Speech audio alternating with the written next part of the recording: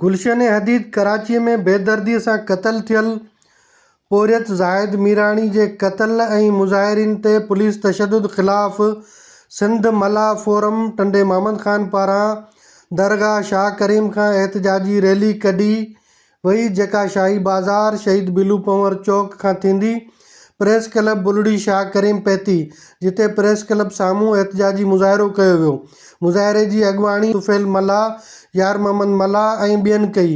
इन मौक़े ते एहतजाज कंदड़नि जे हथनि में बैनर प्ले कार्ड पिणु खंयल हुआ, जिन ते ज़ाहिद मीराणी जे खून सां इंसाफ़ कयो जा नारा लिखियल हुआ।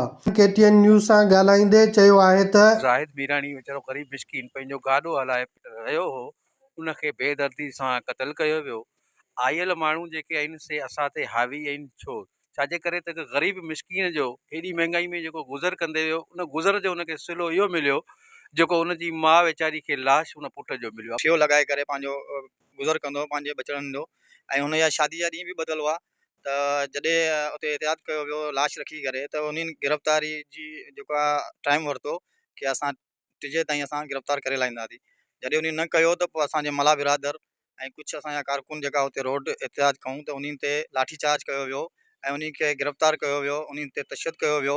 ऐं जेको अल्ताफ़ मीराणी आहे ऐं ज़ाहिद मीराणी जो भाउ आहे, उन ते ॾाढो मतिलबु जेको आहे टॉर्चर कयो वियो, उनखे मारियो वियो। असां हमेशह सिंध माना आयल माण्हुनि खे हिते जीअं में जायूं ॾिनियूं, पर अफ़सोस तॾहिं थींदो आहे जो उन्हनि असांखे मोट में पंहिंजा नौजवाननि जा लाश ॾिना। ऐं आऊं IG सिंध, वज़ीर आला सिंध ऐं SSP मलीर खे इहा अपील थो करियां, महिरबानी करे ज़ाहिद मीराणी जे क़ातिल खे फौरी तौर गिरफ़्तार कयो वञे ऐं उन्हनि जे वारसनि सां इंसाफ़ कयो वञे। उस्मान पंवर, KTN न्यूज़, बुलड़ी शाह करीम।